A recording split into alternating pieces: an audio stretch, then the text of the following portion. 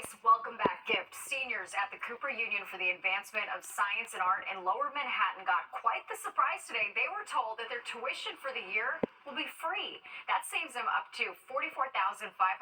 That's the price of tuition according to the school's website. The announcement marks an unexpected milestone in the college's effort to return to free tuition for all students. Very nice. All right, well, students in Newark, New Jersey headed back to school today, and the new year is bringing some changes, including earlier start times and longer school days. Richard G. Coase explains why many parents, students, and teachers are actually happy with the changes so far.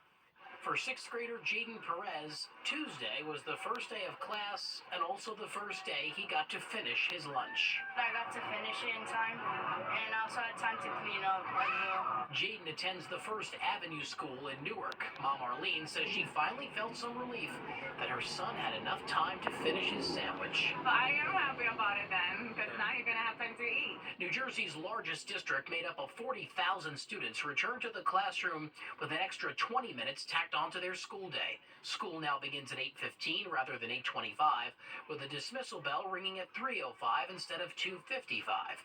Newark high school students get an extra 25 minutes. Time to eat lunch, time to interact with the kids, maybe a little more recess time. I'm sure they appreciate that. As a mother, I appreciate it because it does help me a lot with my work schedule, so it's a convenience. Superintendent Roger Leone says the district, along with the teachers union, came to the agreement last school year to allow for more instruction, tutoring time for students, and a full lunch period. Being the New Jersey's largest school district, one of the things that did help complicate things a little bit was the idea that different schools were starting at different times. And so for some, having a uniform schedule also creates some kind of uniformity. First Avenue school parents say they're all for it, while kids have some reservations. Do you like spending more time in school or less? Less. And last time, we could talk a lot more with our friends, have more time to eat our lunch. The extended day guarantees that students will now have a full 45 minutes for lunch. That's up from 30 minutes, as well as extra time when they're switching classes. The hope from the district is that this will overall improve test scores. More learning, less rushing at Newark Public Schools. We're in Newark. Richard G. Coase, Fox 5 News. Sounds good. All right, well, it seems like dining solo doesn't have the stigma it once did. Why more restaurants are catering to people choosing to eat alone. Plus this. And call it the Amityville Horror or the Amityville Nuisance. I'm Jody Goldberg, and I'll explain straight ahead here on the 10 o'clock news. There's an alarming situation at an apartment complex on Long Island. And as Fox 5's Jody Goldberg shows us, people who live there say the fire alarms have been going off for no reason. Ear-piercing fire alarms have residents at the Avalon in Amityville sounding the alarm after they say it happens often and sometimes for hours on end. One time it went off for about 2 hours, from 11:30 to 1:30 in the morning. Scott Cackett is just one of several hundred residents who have been dealing with the loud and unpredictable alarms for almost a year now. His dog Leia isn't a fan either. If you're paying $3,400 a month rent, that's $40 grand a year. And when there's a problem, they don't really want to fix it like it's a luxury apartment. The alarms have been so disruptive, Candace Hughes says she had to keep her kids home from school one day last year after a sleepless night. It was torture for all of us. Well, she says it's gotten better recently. She wants Avalon Bay Communities, which operates the complex, to fix it for good. They just always have a reason, whether it's something little or testing or water in a line. It's just something. Village officials tell Fox 5 the Amityville Fire and Police Departments have responded to more than 20 false alarms since August of last year.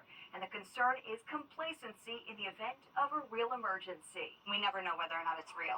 That's the biggest issue. Village Mayor Dennis Siri has been in touch with Avalon Bay. The vice president there says in a statement, Amityville Avalon worked closely and consistently with the town, village, and our third-party vendors to address false fire alarms that have occurred and ensure building safety at all times, which is our top priority. I speak with their CEO all the time, about this problem, and he assured me that they're correcting it. Officials issued Avalon Bay 2 summonses related to fire alarm issues, each with a max fine of $250. They're due in Village Court later this month. In Amityville, Long Island, Jody Goldberg, Fox 5 News. Oh, imagine trying to sleep through that. It's annoying.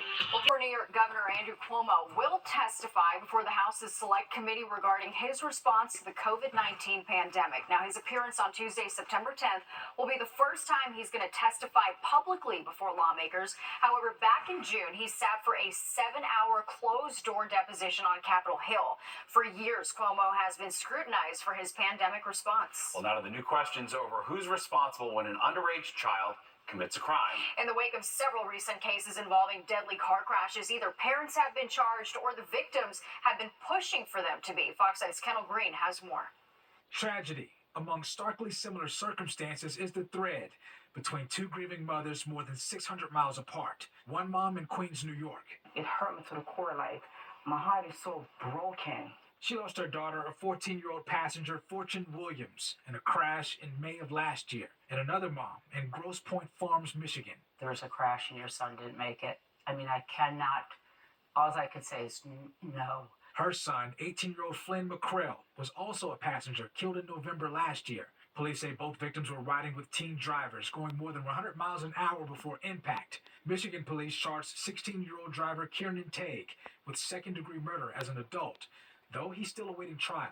While in Queens, the teen driver, also 16 at the time, was charged with manslaughter, reckless driving, and other crimes. Earlier this summer, the Queens District Attorney's Office sentenced the teen's dad with 3 years probation and ordered his mom to take a 26-week parenting class, since both parents gifted their son a BMW when he only had a junior's driver's license. More and more jurisdictions are seeking to charge parents for the crimes of their teenagers. But that step toward justice hasn't gone as far in Michigan, though court documents suggest the 16-year-old's parent was aware of the speeding patterns through a speeding monitor app, Life 360. But does the use of the speed monitoring app deem a parent criminally liable? Defense attorney Ken Belkin believes that parents bear some responsibility, but calls it more of a civil matter. It shows that they had knowledge that their son was disobeying speed limits and speeding in excessive speeds that were really dangerous. And there were text messages, I believe, of the mother texting him, hey, slow down, or communicating with him through the app, hey, slow down. Kendall Green, Fox 5 News. Lisa, a whole interesting combo on how much do you want to know if you could potentially get held accountable for it. So it's kind of an interesting discussion for sure. A trip to the stadium in the future for that young man to relay those messages in person. All right, well, back to school season is now, of course, in full swing, and every parent wants to be the cool mom or dad with kids heading back to class. It's time to think about what to have on hand for extra treats and snacks. But some parents may be going overboard with the snacks and sugary processed foods. Fox 8's Richard G. Coase introduces us to Gummy Bear Moms.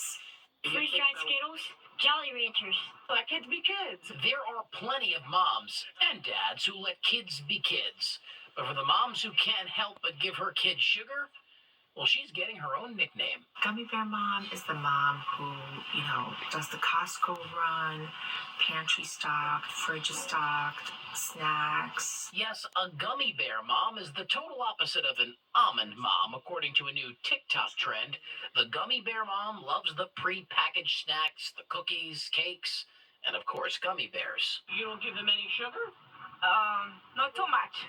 The almond mom is the one who eats very little, and her kids follow the same diet. And dietitians say those are the first moms to shame the gummy bear moms. Yes, there are foods that are more health promoting and more nutritious, but we can't say that having dessert is bad, because then that deprivation and that label can create more desire. You're not going to get them to not want that. As humans, and especially children, we are more inclined to crave and feel comforted by higher sugar, higher fat, higher salt foods. That's the reality. So what kind of moms did we find? You guessed it. Almost everyone allows their kids to indulge. I think kids deserve candy and not healthy all the time. And the dads? I think we should definitely be more healthy. I mean, I know I fight the battle every day. Nutritionists and dietitians say you have to find a healthy medium when it comes to giving sweets to your kids. Don't deprive them, but maybe a few times a week. As school starts, you can put those gummy bears in their lunchbox. As for me, I'll stick to the title of Cookie Monster Dad. We're in Bronxville. Richard Giacobas, Fox 5 News. Let's keep this food train Yeah, for going. sure. So the best eats in Chinatown on a $20 budget. Steve and I hit the neighborhood with a local foodie. We're going to tell you where to find great food at an even better price. That's right. Then a close call in Colorado. Parents spring into action when a black bear gets way too close for comfort.